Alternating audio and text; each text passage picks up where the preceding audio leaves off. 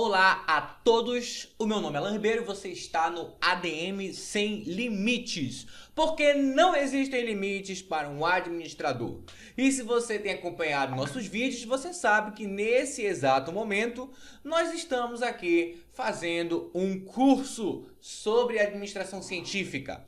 E hoje nós vamos falar de Frederick Taylor, o cara que é considerado como o pai da administração científica. Um cara que é dividido em dois períodos relativos aos lançamentos de seus livros que deram o pontapé inicial no que viria a ser a administração científica, ok? Então, vamos explicar isso em detalhes para você agora mesmo.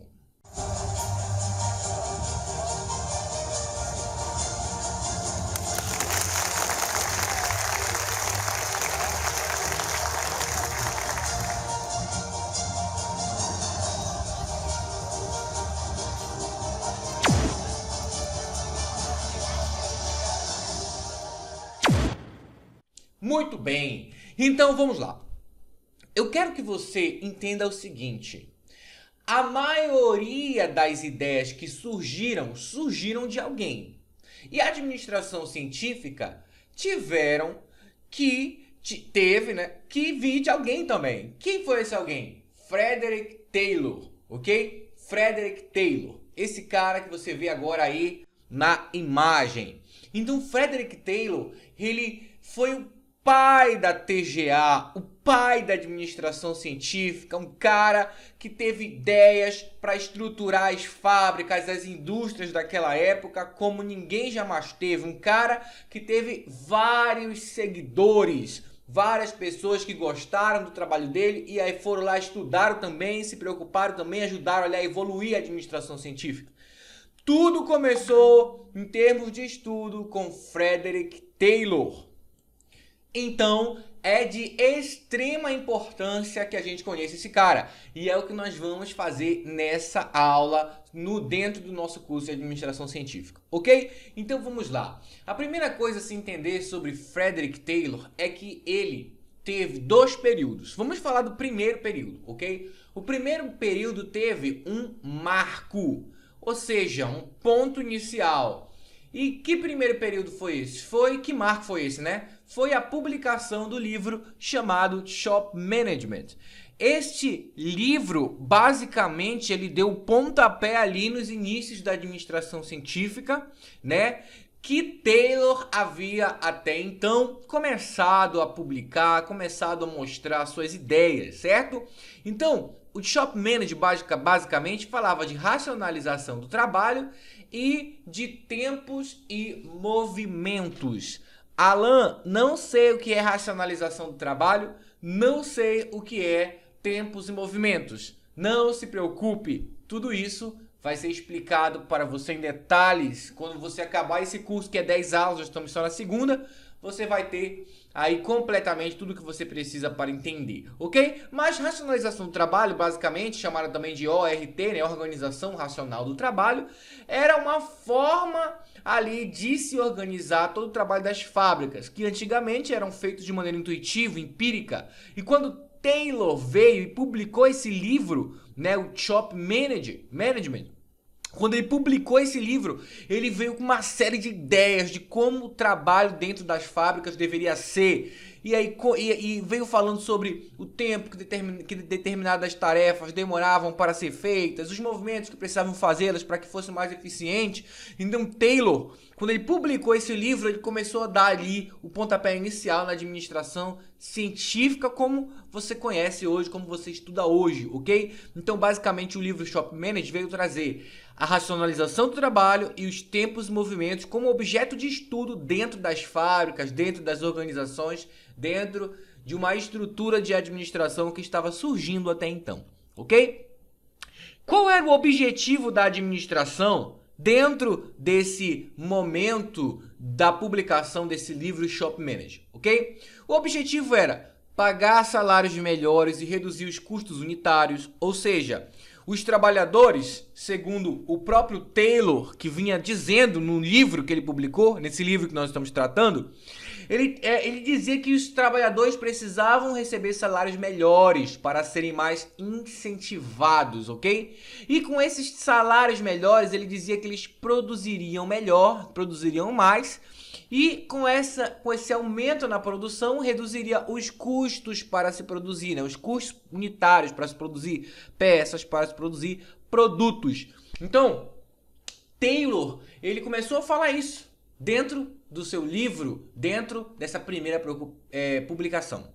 Ele também falava que deveriam existir métodos padronizados. Antigamente, cada funcionário fazia as coisas do jeito que ele achava que deveria ser feito. Ah, eu acho que deve ser feito assim. Aí vinha outro e falava, eu acho que deve ser feito assado. Aí um fazia assim, o outro fazia assado. Cada um do seu jeito. O que eram métodos ineficientes porque não eram feitos com base em um estudo, um padrão para se fazer determinada tarefa. Então, ele começou a dizer que os métodos de trabalho, as tarefas deveriam ser padronizadas, ou seja, deveriam ser iguais, deveriam ter o mesmo movimento, deveriam durar um mesmo tempo, ok?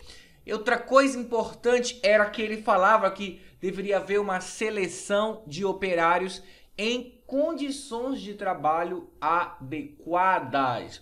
Ou seja, né? Aliás, seleção de operários em condição de trabalho adequada. Ou seja, os trabalhadores deveriam ser selecionados de acordo com as suas aptidões, de acordo com as suas capacidades, com as suas qualidades. O operário devia ser selecionado e colocado numa tarefa em que ele já tivesse ali uma tendência de ser bom naquilo, ok? E que a condição do ambiente de trabalho também deveria ser bom para que o trabalhador pudesse executar melhor o seu serviço. Não que Taylor tivesse preocupado com o bem-estar do trabalhador, mas sim preocupado com a produtividade. Se o trabalhador não tivesse numa condição legal, num ambiente legal de trabalho, ele ia produzir menos. Isso era ruim para a fábrica, isso era ruim para os lucros, isso era ruim para a organização. Então o foco de Taylor não era ser bonzinho com o trabalhador, mas sim aumentar a produtividade das fábricas, ok?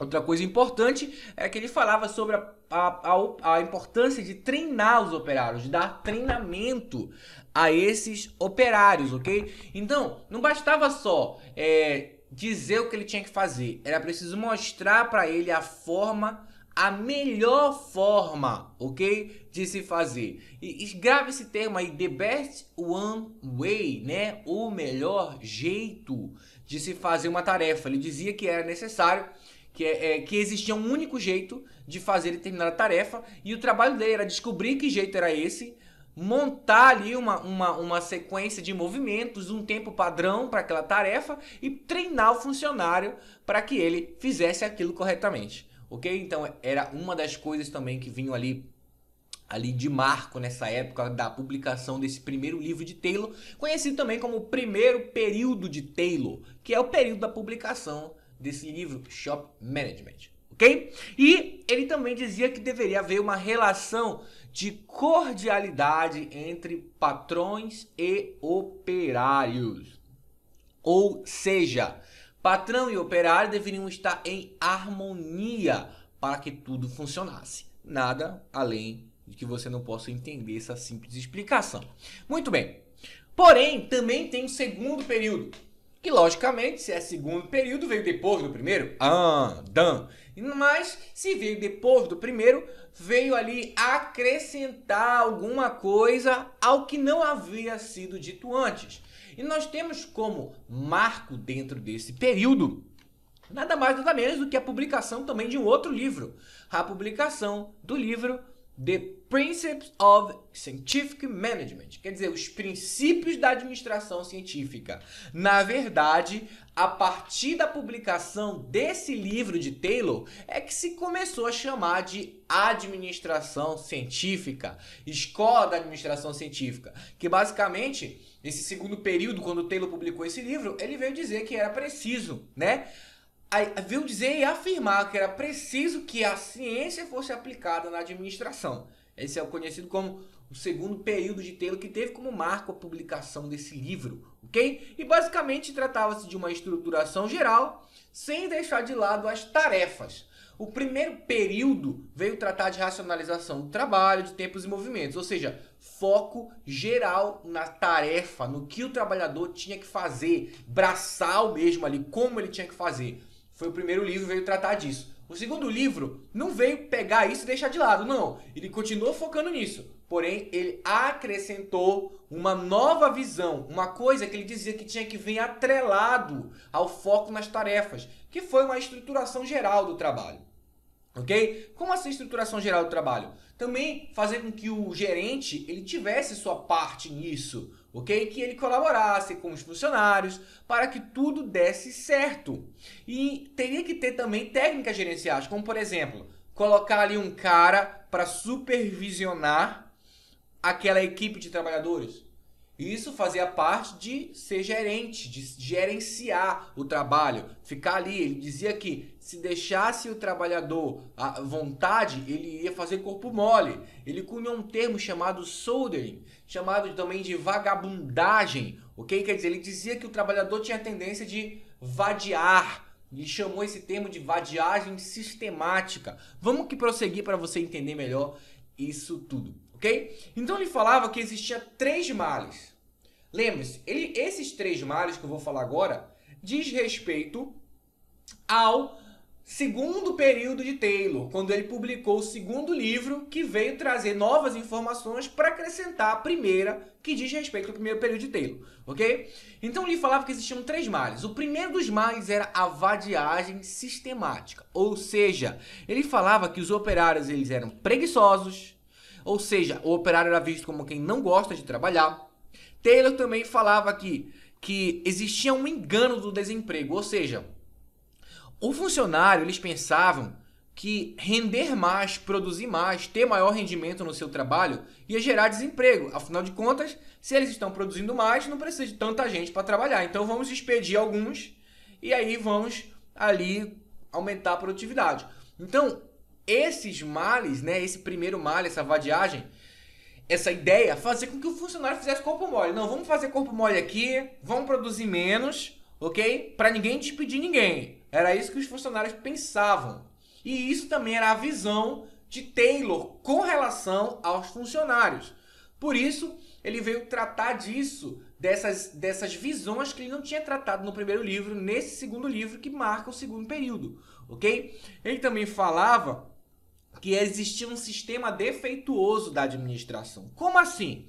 O sistema tentava proteger seus interesses e forçava o operário a ser ocioso por conta disso. Em outras palavras, esse sistema que ele havia trazido à tona, essa racionalização do trabalho, esses tempos e movimentos, que você não precisa se preocupar agora, porque vai ser bem explicado no decorrer do curso, racionalização do trabalho, vai ter um vídeo só para explicar sobre isso. Não se preocupa que você vai entender melhor na frente. Mas por aqui entenda que todo esse sistema que foi implantado fazia com que o funcionário talvez tivesse a tendência de ficar ocioso. Leia comigo de novo. Ó. O sistema tentava proteger os seus interesses e forçava o operário a ser ocioso por conta disso. Por quê? Porque o que é o sistema? O sistema é como aconteciam as coisas naquela época. Então a administração das fábricas tentava pagar menos funcionário, menos salário para os funcionários, para tentar reduzir o custo. Eu digo essa administração antes de Taylor vir com as ideias dele. Então era assim que funcionava. Então o patrão queria pagar menos para poder ter um lucro maior. E Taylor veio dizer, não, tem que pagar mais, para que ele se sinta motivado para produzir mais. Então, ele dizia que isso que acontecia antes dele aparecer, esse sistema, esse ócio todo, aliás, digamos assim, esses métodos que existiam antes dele vir, né, faziam com que o trabalhador fizesse o corpo mole, que era o que ele chamava de vadiagem sistemática ou soldering, né, também conhecido como soldering. E ele falava que os métodos empíricos eles eram ineficientes. O que significa isso? Basicamente, né, os operários faziam o seu trabalho no achismo. Ou seja, como eu falei ainda agora, o operário ele executava o trabalho assim. Eu acho que é desse jeito. Se eu fizer assim, assim, assim, eu acho que é melhor. Vinha outro e falava, não, se eu fizer assim, assim, assado, eu acho que é melhor.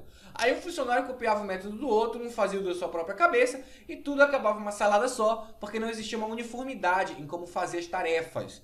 Tudo era feito da cabeça dos funcionários, ok? Então esse primeiro mar, que é a vadiagem sistemática, ele era ocasionado por tudo isso. Entendeu? Então, se o operário não sabia como fazer o trabalho direito, se o operário era preguiçoso, segundo Taylor, né? Segundo a visão de Taylor, o operário era preguiçoso. Se o operário precisava de supervisão, se o operário achava que se ele produzisse mais, ele ia ficar desempregado. Enfim, todas essas coisas levavam o funcionário a relaxar e não executar o trabalho dele. Nisso ele falou dentro do segundo livro, que é esse segundo período de Taylor, né? Os princípios da administração científica em português. Então, quando ele publicou esse livro, ele veio trazer essas ideias. E ele veio trazer essa ideia desses 3 males. Esses 3 males são falados nesse segundo período, ok? Então, o segundo mal era o desconhecimento, né? Desconhecimento das rotinas de trabalho, desconhecimento do tempo padrão, desconhecimento de como fazer aquilo ali. Então, o segundo o segundo mal que ele dizia que o funcionário, que as empresas tinham, era esses 2 pontos. Desconhecimento de rotina de trabalho e desconhecimento do tempo padrão. Como assim? Quer dizer, o que é a rotina de trabalho? Rotina de trabalho é como fazer o trabalho. Se o funcionário não sabia como fazer, ele fazia de qualquer jeito, fazia do jeito que ele achava que ele tinha que fazer. E o jeito que ele achava não era o melhor jeito. Então esse desconhecimento gerava um mal dentro da empresa. Ok? Era o segundo mal que nós estamos falando, que é o desconhecimento. E desconhecimento do tempo padrão, porque, por exemplo, para enroscar um parafuso, Taylor dizia que existia um tempo padrão para isso. Eu acho que se enrosca um parafuso em 10 segundos, é um exemplo, tá? Se enrosca um parafuso em 10 segundos. Então, se é 10 segundos, eu tenho que alcançar esse tempo padrão, eu tenho que fazer em 10 segundos. Se eu fizer em 12 segundos, se eu fizer em 15 segundos, eu ultrapassei o tempo padrão.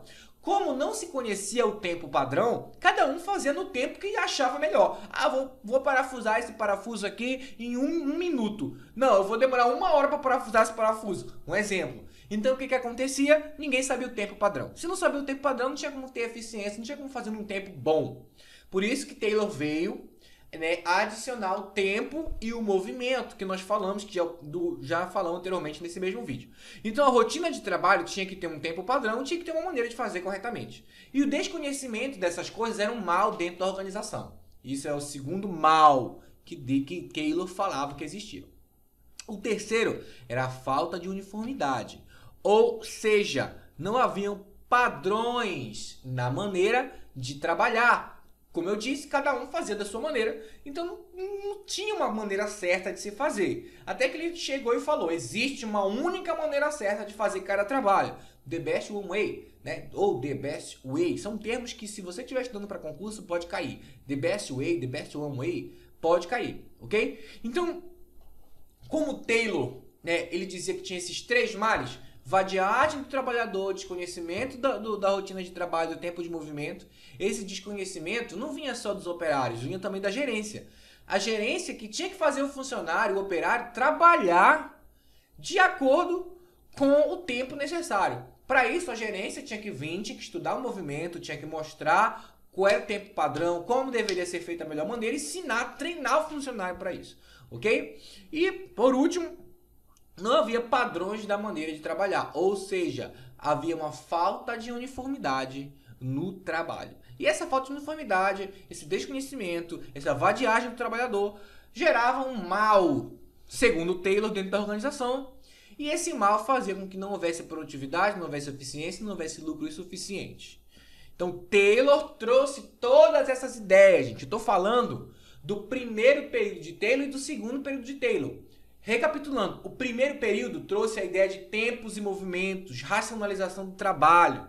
O segundo período trouxe a ideia dos males, da vadiagem sistemática, do desconhecimento, da forma de estruturar a organização para que tudo isso fosse levado em consideração. Por exemplo, não bastava eu somente estudar as tarefas e como fazê-las. Se eu não tivesse em conta na minha cabeça que muita gente não sabia qual era o tempo necessário, não sabia o que fazer, vadiava, tinha problema de preguiça, eu tinha que levar tudo isso em consideração. Por isso, nesse segundo período, ele veio trazer esses princípios. Chamou de princípios da administração científica e acrescentou ao que já tinha sido aplicado antes no primeiro livro, Shop Manager.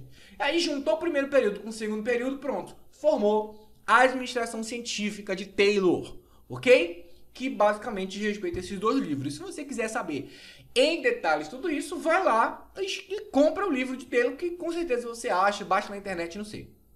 Tá bom? Então, basicamente Taylor falava isso. E outra coisa que Taylor falava, ok?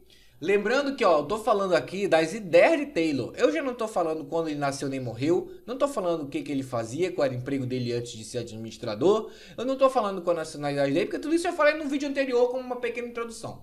Eu tô falando aqui das ideias. As ideias que ele tinha e que ele colocou, que ele apresentou e que se transformou na administração científica como você estuda hoje em dia. Ok? Muito bem. Então, ele tentava estudar a administração. Tô suando aqui, ó. Não liga pra isso não, foca no conteúdo. Ele procurava estudar a administração como se ela fosse uma ciência. Como se ela fosse matemática, que é exato, como se ela fosse biologia, como se ela fosse química, como se ela fosse física. Ele estudava administração como se fosse uma ciência exata. Hoje nós sabemos que nada é exato, mas Taylor buscava estudar como se fosse. Tentava aplicar a ciência dentro da administração. Então, para Taylor, a administração deveria ser implantada como a ciência era implantada. Para Taylor, né, não se improvisa nada, tudo tem que ser planejado, ok? Para Taylor, o estudo da administração deveria ser encarado de forma sistemática. E a maior preocupação de Taylor era com a filosofia, não com as técnicas em si. Eu vou explicar isso melhor, vamos começar aqui a entender, ok? Então, o que significa aqui? Isso aqui é simples, eu falei. Para Taylor, a administração deve ser implantada como a ciência é, ou seja, aplicar a ciência na administração, buscar coisas exatas. Ó, se eu fizer, por exemplo, 1 mais 1 é 2, isso é ciência, isso é matemática, isso é certo, isso é exato. Ele queria que acontecesse o mesmo na administração. Como assim? Ó, se eu fizer isso, vai dar esse resultado. Era isso que ele queria, que fosse exato, mas não era, mas ele queria que fosse. Então, ele começou a agir conforme tentando adicionar, colocar a ciência na administração, ok? Muito bem. Ele falava que não se improvisado nada se planeja, porque olha, lembra que ele tentou colocar rotinas de trabalho, estudar tempos e movimentos, foco nas tarefas, ou seja, para que tudo isso acontecesse, primeiro era preciso planejar. Planejar como se vai fazer determinada tarefa, planejar como se vai fazer determinado trabalho, como se executa, quanto tempo tem que demorar determinado trabalho para ser feito. Tudo isso não pode ser improvisado. Ah, eu vou fazer assim, eu vou fazer essa. Não, tem que ser pensado, tem que ser planejado. E isso, esse planejamento, esse pensamento, também seria uma maneira de colocar a administração, a ciência na administração. Né? Então ele encarava a administração, o estudo das tarefas, estudo do tempo, do movimento, de forma de fato sistemática, como se fosse mesmo uma ciência. Eu vou sentar aqui, eu vou estudar isso aqui bem detalhadamente, bem aqui esmiuçado, bem organizado, porque eu quero saber se eu fizer isso, vai acontecer isso e pronto. Eu quero saber o que acontece, então eu vou estudar, eu vou aplicar esses métodos e eu vou encarar como um sistema que eu estou seguindo. Era a forma que Taylor encarava a administração. Hoje, muita gente não encara desse jeito, mas eu só vou explicar disso mais na frente, quando nós estivermos falando de outras abordagens, tá bom? Ok, quando eu falo que a maior preocupação de Taylor era com a filosofia, eu não estou dizendo que Taylor era um filósofo. Eu estou falando o seguinte, estou suando, gente, ó, estou suando, me perdoa, porque aqui tá quente mesmo, mas vamos lá. Eu estou falando o seguinte para você, tá? Taylor, ele trouxe métodos, padronização de trabalho, focou nas tarefas, tempos e movimentos, tudo isso você vê que são técnicas. Técnicas é uma maneira de fazer tal coisa. Mas ele não se preocupava tanto com essa técnica. Essas técnicas, por exemplo, teve um cara que se focou só em estudar tempos e movimentos. Teve outra que se focou só em estudar programação, né? Gantt se preocupou só em estudar a programação que deveria acontecer, como deveria ser feito. Ou seja, os seguidores de Taylor se preocuparam mais em como fazer as técnicas do que com a filosofia de tudo isso. Taylor se preocupava com a filosofia, como por exemplo, ele queria harmonia entre patrão e funcionário. Ele dizia que todas essas técnicas, tudo isso visava aumentar a produtividade, visava crescer a empresa. Então Taylor, ele se preocupava em como os funcionários iriam reagir sobre isso. Por exemplo, ele dizia o seguinte: eu não posso simplesmente chegar e implantar isso aqui de uma hora para outra. Pá, implantei, de um dia para o outro mudou tudo. Não, ele dizia que para o funcionário se adaptar, tinha que esperar a administração científica tinha que ser implantada entre 4 a 5 anos. Porque senão mexia na cabeça de todo mundo. Ou seja, ele se preocupava com as ideias, com o que aconteceria em termos de filosofia do que ele estava aplicando. Não somente com a técnica. Vou aplicar isso aqui, pronto. Não, ele se preocupava com o que poderia acontecer, com a harmonia que deveria existir para que tudo aquilo funcionasse. Então, ele se preocupava com essa filosofia, mas os seus seguidores, na sua maioria, se preocupam só com técnica. Ah, vamos estudar aqui movimento. Aí o cara lançou os Terbligs. Ó, Terblig, movimento, agacha, abaixa, levanta, enfim. Ele se preocupou, isso aqui é técnica. Taylor não se preocupava só com a técnica. Ele se preocupava principalmente com a filosofia, ok? Então, esse foi Frederick Taylor. Esse é o cara, Frederick Taylor. O cara que deu o pontapé inicial na administração científica, que por um acaso, depois dos passados anos, foi se desenvolvendo para outras abordagens, humanística, burocrática. Nós vamos ver tudo isso aqui posteriormente. A questão toda é, eu espero que você tenha aprendido o que Taylor trouxe de ideia, de contribuição para a administração. E isso faz parte da administração científica. E muito do que nós falamos aqui nesse vídeo, nós vamos ver em detalhes. Você vai acabar, nós estamos na segunda aula, gente. Você vai acabar esse curso de administração científica. Se você prestou atenção em tudo que eu disse, você vai ser expert em administração científica. Ok? Nunca mais você erra uma questão de concurso. Tá bom? Vamos lá, é isso. Para terminar, duas coisas. Primeiro, se você quiser nos contratar para dar uma aula na sua faculdade, no seu cursinho, contratar a gente aí. Eu para dar uma palestra, você vai ter o nosso número de telefone aí na aba do canal sobre. Procura na parte sobre do canal, você vai encontrar, ok? Segundo, se você quiser se aprofundar, nós temos uma parceria com o curso 24 horas. Então, no link abaixo do vídeo você vai encontrar um curso que vai te levar para o curso 24 horas. Cursos baratinhos, certificado válido em todo o Brasil, que vai te ajudar muito a crescer como administrador, como sei lá o que você estiver querendo fazer. Lá tem curso de tudo, administração, direito, comunicação, marketing, enfim, contabilidade, tudo lá para você aprender, baratinho, baratinho, baratinho. Clica no link abaixo do vídeo e vai lá, ok? É isso. E nunca se esqueça, não existem limites para um administrador.